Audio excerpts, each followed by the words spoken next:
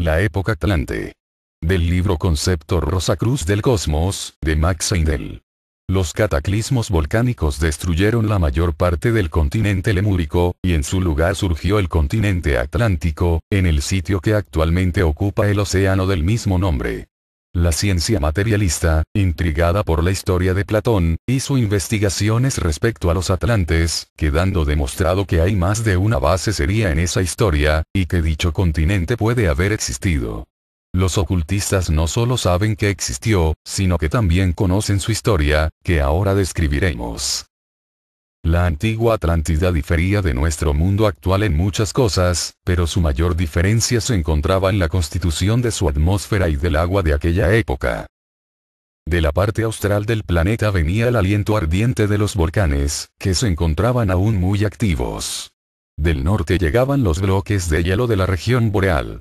El continente atlántico era el punto donde se juntaban esas dos corrientes, y, por consiguiente, su atmósfera estaba siempre sobrecargada de una neblina espesa y pesada.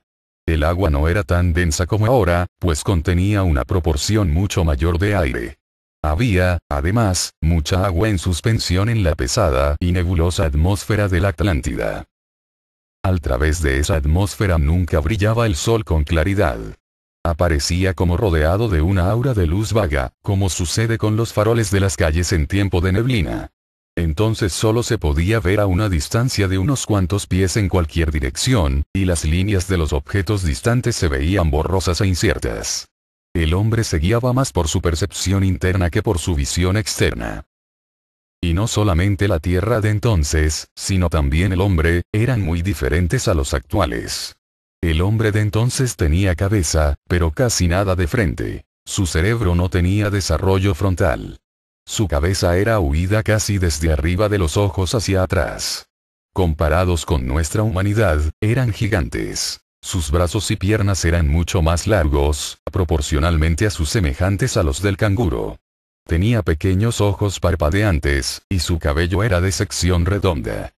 Esta última peculiaridad, si no otras, distinguen a los descendientes de los atlantes que existen actualmente entre nosotros. Su cabello era recto, lacio, negro, de sección redonda, mientras que el de los arios, si bien puede diferir en color, tiene siempre la sección oval. Las orejas de los atlantes se separaban mucho más de la cabeza que las de los arios.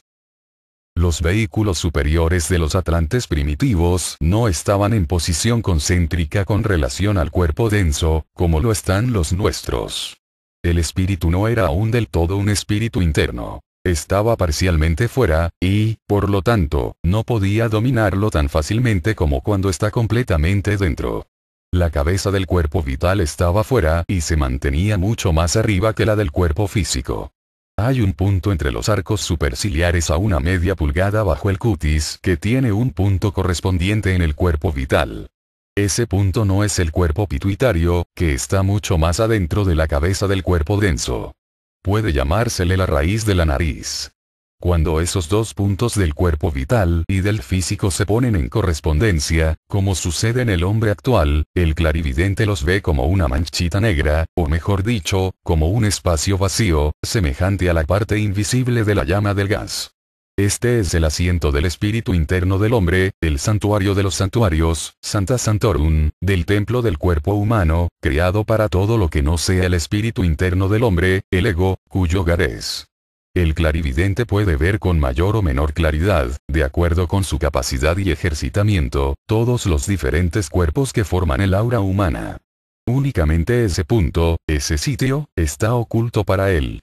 Esto es otra Isis cuyo velo nadie puede descorrer. Ni aun el ser más evolucionado puede descorrer el velo del ego de la más humilde o menos desarrollada criatura.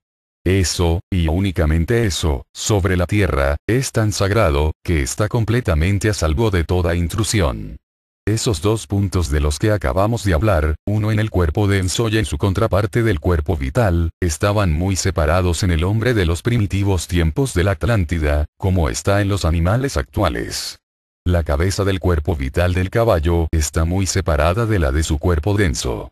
Esos dos puntos están más próximos en el perro que en cualquier otro animal, salvo quizá en el elefante. Si llegan a juntarse, se da el caso de animales prodigios que pueden contar, deletrear, etc. Debido a la distancia entre esos dos puntos, el poder de percepción del Atlante era mucho más fino en los mundos internos que en el mundo físico, oscurecido además por esa atmósfera de neblina densa y pesada. Con el tiempo, sin embargo, la atmósfera se fue haciendo gradualmente más clara. Al mismo tiempo, los puntos citados se fueron acentuando poco a poco.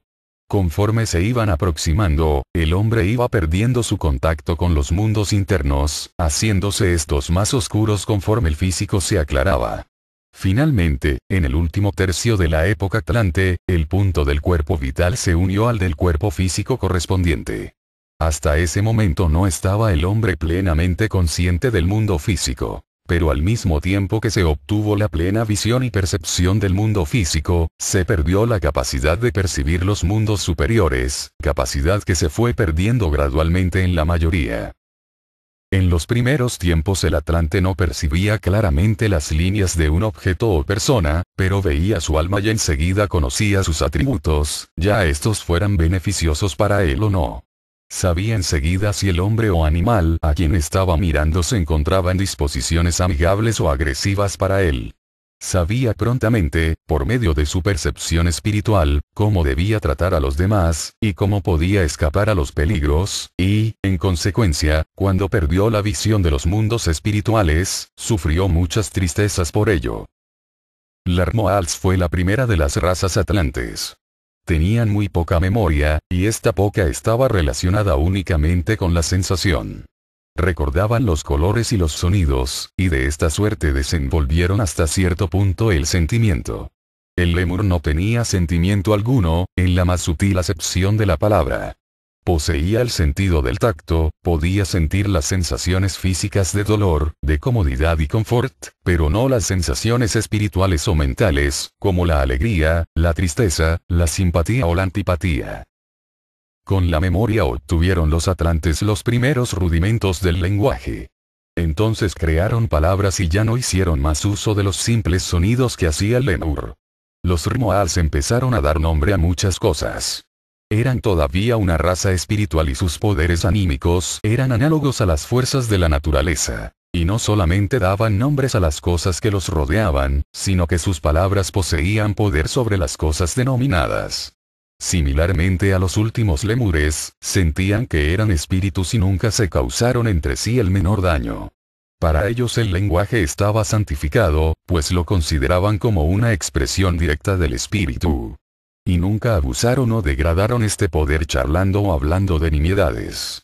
Por medio del empleo del lenguaje, el alma de esta raza pudo por primera vez ponerse en contacto con el alma de las cosas del mundo externo. La segunda raza atlante fue la de los Tlavatlis.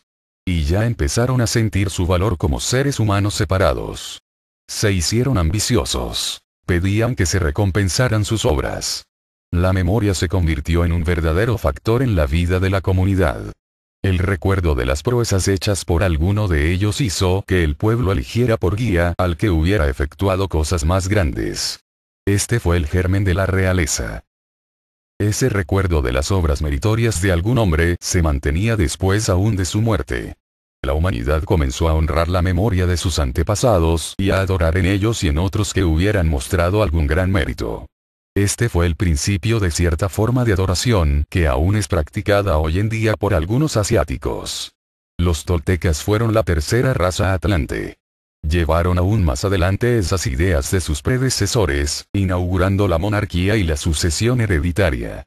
Los toltecas originaron la costumbre de honrar a los hombres por las proezas de sus antecesores. Pero entonces había muy buenas razones para hacerlo así, pues debido al ejercitamiento peculiar de aquellos tiempos, el padre tenía el poder de impartir sus cualidades a sus hijos, de una manera imposible para la humanidad actual. La educación se efectuaba evocando ante el alma del niño cuadros de las diversas fases de la vida. La conciencia de los primitivos atlantes era todavía principalmente una conciencia interna pictórica. El poder del educador para evocar esos cuadros ante el alma del niño era el factor determinante del que dependían las cualidades anímicas que poseería el hombre ya maduro. Lo que se despertaba era el instinto y no la razón, y por este método de educación el hijo, en la mayoría de los casos, absorbía realmente las cualidades de su padre. Es, pues, evidente que en aquel entonces había muy buenas razones para rendir honores a los descendientes de grandes hombres, porque los hijos heredaban siempre la mayor parte de las buenas cualidades de su padre. Desgraciadamente, no es ese el caso en nuestros tiempos actuales, aunque seguimos siempre con la misma costumbre de honrar a los hijos de los grandes hombres, si bien ahora no tenemos razón alguna para hacerlo. Entre los toltecas se consideraba de gran valor la experiencia. El hombre que había obtenido las más variadas experiencias era el más honrado y buscado. La memoria era entonces tan grande y exacta que la de nuestra humanidad actual no es nada en comparación. En cualquier emergencia, un tolteca de grande experiencia y práctica hubiera recordado muy probablemente los casos similares que le hubiesen ocurrido en el pasado, deduciendo lo que debiera hacerse enseguida. De esta suerte se convertía en un inestimable consejero para la comunidad cuando se producía alguna situación que ningún miembro de aquella hubiera experimentado antes, siendo, por lo tanto, estos incapaces de pensar o deducir por analogía lo que debía hacerse en esa emergencia. Y cuando en la comunidad no había individuos de aquella especie, se veían obligados a experimentar para encontrar lo mejor que pudiera hacerse. A mediados del último tercio de la Atlántida encontramos el comienzo de las naciones separadas.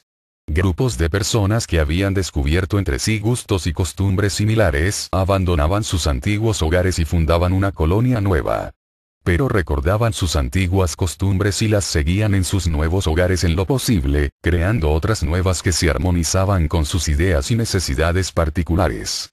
Los guías de la humanidad iniciaron a grandes reyes en ese entonces para que dirigieran al pueblo, sobre el cual se les dio gran poder. Y las masas honraban a esos reyes con toda la reverencia debida a los que ciertamente eran reyes por la gracia de Dios. Este feliz estado de cosas, sin embargo, llevaba en sí el germen de la desintegración, porque los reyes con el tiempo se ensoberbecieron con el poder. Olvidaron que éste había sido puesto en sus manos por la gracia de Dios como una cosa sagrada, que habían sido hechos reyes con el objeto de que obraran con justicia y ayudaran al pueblo. Y empezaron a emplear sus poderes para la corrupción, con fines egoístas de engrandecimiento personal, en vez de usarlos para el bien común, y se arrogaron privilegios y autoridad que nunca se les había concedido. La ambición y el egoísmo los dominaron y abusaron de sus poderes derivados de la divinidad para oprimir y vengarse. Esto fue así no solamente con los reyes, sino también con los nobles y las clases más elevadas, y si uno considera los poderes que ellos poseían sobre sus súbditos de clase inferior, es bien fácil comprender que esos abusos tenían que producir terribles condiciones. Los turanios originales fueron la cuarta raza atlante. Eran especialmente viles en su abominable egoísmo. Erigieron templos en los que los reyes eran adorados como dioses y oprimían muchísimo en las clases inferiores desamparadas. La magia negra de la clase pero y más nauseabunda floreció entonces, y todos los esfuerzos estaban encaminados a la gratificación de la vanidad y a la ostentación externa. Los semitas originales fueron la quinta y más importante raza de las 7 razas atlantes, porque en ellos encontramos el primer germen de esa cualidad refrenadora, el pensamiento. Por lo tanto, la raza semítica original se convirtió en la simiente de raza de las 7 razas de nuestra época aria. En la época polar el hombre adquirió el cuerpo denso como instrumento de acción. En la época hiperbórea se agregó el cuerpo vital, que dio la fuerza del movimiento necesaria para la acción. En la época lemúrica el cuerpo de deseo suministró el incentivo para la acción. La mente le dio al hombre en la época atlante para que tuviera propósito en la acción. Pero como el ego era excesivamente débil y la naturaleza pasional, de deseos, muy fuerte, la mente naciente se unió al cuerpo de deseos. Y de ahí resultó la astucia, a causa de todas las debilidades de mediados del último tercio de la época atlante. En la época aria comenzó a perfeccionarse la mente y la razón, por medio del trabajo del ego para encadenar al cuerpo de deseos y conducirle a la realización de la perfección espiritual, que es el objeto de la evolución. Esta facultad de pensar y formar ideas la consiguió el hombre a expensas del gobierno sobre las fuerzas vitales, esto es, a expensas de su poder sobre la naturaleza. La mente y el pensamiento permiten al hombre actual ejercitar su poder sobre los minerales y las substancias químicas, únicamente, porque su mente está todavía en su primer estado, o mineral, de su evolución, como se encontraba su cuerpo denso en el periodo de Saturno. Y no puede ejercer el menor poder sobre la vida animal o vegetal. El hombre utiliza en sus industrias maderas y diversas sustancias vegetales, así como ciertas partes del animal. Estas sustancias, en último análisis, son todas materia química animada por la vida mineral, de la que se componen todos los cuerpos, según ya se explicó. Sobre todas esas variedades de combinaciones químico-minerales puede tener dominio actualmente el hombre. Pero hasta que haya llegado al periodo de Júpiter, no podrá extender su dominio hasta la vida. En ese periodo tendrá el poder de obrar y trabajar con la vida vegetal, como lo hacen los ángeles actualmente, en este periodo terrestre. Los científicos materialistas han trabajado durante largos años para crear vida, pero no obtendrían el menor éxito hasta que hayan aprendido a aproximarse a la mesa del laboratorio con la más profunda reverencia, como si estuvieran frente al altar de un templo, con pureza de corazón y con manos santificadas, desprovistas de todo egoísmo y ambición. Tal es la decisión de los hermanos mayores, que guardan este y otros profundos secretos de la naturaleza hasta que el hombre se encuentre en condiciones de emplearlos para el mejoramiento de la raza, para la gloria de Dios y no para aprovecharse o engrandecerse personalmente. Esta pérdida de su poder sobre las fuerzas vitales fue, sin embargo, la que hizo posible que el hombre pudiera seguir evolucionando.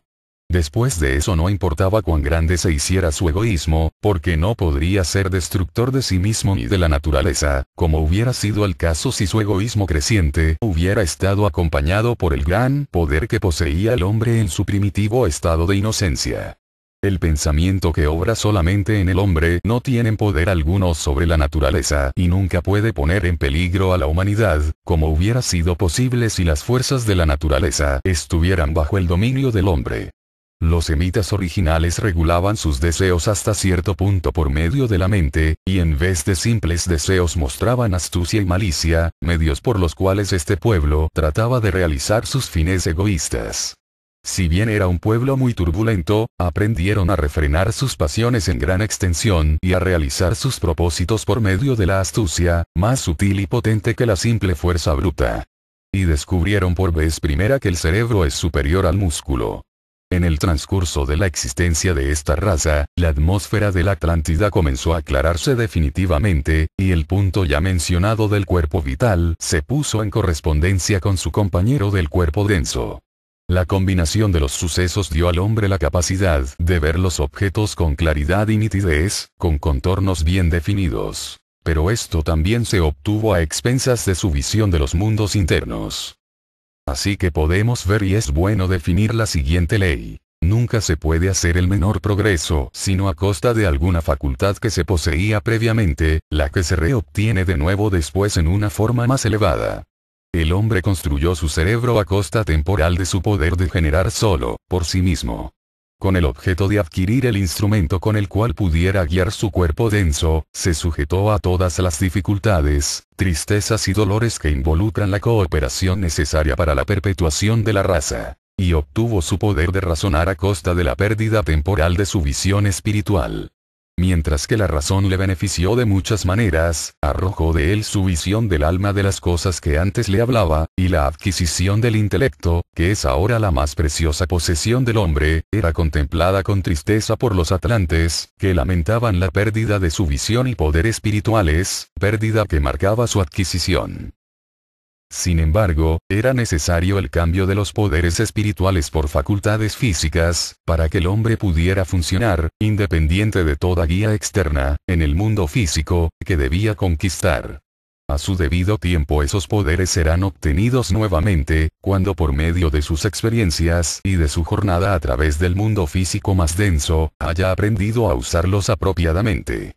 Cuando los poseía no tenía conocimientos acerca de su empleo, y eran demasiado peligrosos y preciosos para usarse como juguetes y para hacer experiencias con ellos. Bajo la dirección de una gran entidad, la raza semítica original fue llevada hacia el este del continente atlántico, por Europa, hacia la gran extensión esteparia del Asia Central, que actualmente denomínase el desierto de Gobi. Allí fueron preparados para convertirse en la simiente de las 7 razas de la época aria, imbuyéndoles potencialmente las cualidades que debían ser evolucionadas por sus descendientes. Durante las edades anteriores, desde el comienzo del periodo de Saturno y a través de los periodos solar y lunar hasta las 3 evoluciones y media del periodo terrestre, épocas polar, hiperbórea, lemúrica y primera parte del Atlante, el hombre fue guiado por elevados seres sin que él pudiera hacer la menor elección. En esos tiempos era incapaz de guiarse a sí mismo, no habiendo aún desarrollado una mente propia. Pero, por último, llegó el día en que se hizo necesario, para su futuro desarrollo, el que comenzara a guiarse a sí mismo. Debía aprender la independencia y asumir la responsabilidad de sus propios actos. Anteriormente se había visto impulsado a obedecer las órdenes de su señor. Pero ahora sus pensamientos debían separarse de los visibles guías, los señores de Venus, a quienes había adorado como mensajeros de Dios, y dirigirse a la idea del verdadero Dios, el creador invisible del sistema. El hombre debía aprender a adorar y a obedecer las órdenes de un Dios a quien no podía ver. Su guía llamó, pues, al pueblo y lo reunió, dándole una oración que puede expresarse así. Anteriormente habéis visto a aquellos que os guiaban, pero hay guías de varios grados de esplendor, superiores a aquellos, a quienes no habéis visto, pero que os guiaron siempre, grado por grado, en la evolución de la conciencia. Exaltado y por encima de todos esos señores gloriosos está el Dios invisible, que ha creado el cielo y la tierra sobre la que estáis. Él ha querido daros dominio sobre toda esta tierra, para que podáis fructificar y multiplicaros en ella. A este Dios invisible lo debéis adorar, pero debéis adorarlo en espíritu y en verdad, y no hacer ninguna imagen de él, ni tratar de pintarlo semejante a vosotros, porque él está presente en todas partes y está más allá de toda comparación o similitud. Si seguís sus preceptos, él os bendecirá abundantemente y os colmará de bienes. Si os apartáis de sus caminos, os vendrán males. La elección es vuestra. Sois libres, pero debéis sufrir las consecuencias de vuestros propios actos. La educación del hombre se efectúa en 4 grandes grados. Primero se obra sobre él desde fuera, inconscientemente. Entonces se le coloca bajo la dirección de los mensajeros de divinos y reyes a quienes ve, y cuyas órdenes debe obedecer. Después se le enseña a reverenciar las órdenes de un Dios a quien no ve. Finalmente, aprende a elevarse sobre toda orden, a convertirse en una ley en sí mismo, y, conquistándose a sí mismo voluntariamente, a vivir en armonía con el orden de la naturaleza, que es la ley de Dios. Cuádruple es también el grado que el hombre sigue hasta Dios. Primero, por medio del miedo, adora a Dios a quien empieza a sentir, sacrificándole para propiciarlo, como hacen los fetichistas. Después aprende a mirar a Dios como el dador de todas las cosas y a esperar recibir de él beneficios materiales, ahora y siempre. Sacrifica por avaricia, esperando que el Señor le dará 100 por 1, o para librarse del castigo inmediato, como plagas, guerras, etc. Luego se le enseña a adorar a Dios con oraciones y a vivir una buena vida, y a cultivar la fe en un cielo en el que será recompensado en el futuro, y abstenerse del mal para que pueda librarse de un castigo futuro en el infierno. Por último llega a un punto en el que puede obrar bien sin pensar en la recompensa o castigo, sino sencillamente porque es justo el obrar con rectitud. Ama al bien por sí mismo y trata de ordenar su conducta en consecuencia, sin tener en cuenta su beneficio o desgracia presente o los resultados dolorosos de algún tiempo futuro.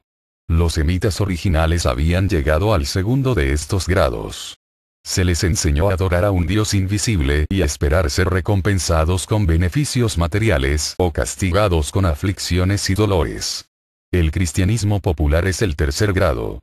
El cristianismo esotérico y los alumnos de todas las escuelas de ocultismo están tratando de alcanzar el grado superior, el que generalmente se conseguirá en la sexta época, la Nueva Galilea, cuando la religión cristiana unificadora abra los corazones de los hombres, así como sus entendimientos están ya abiertos.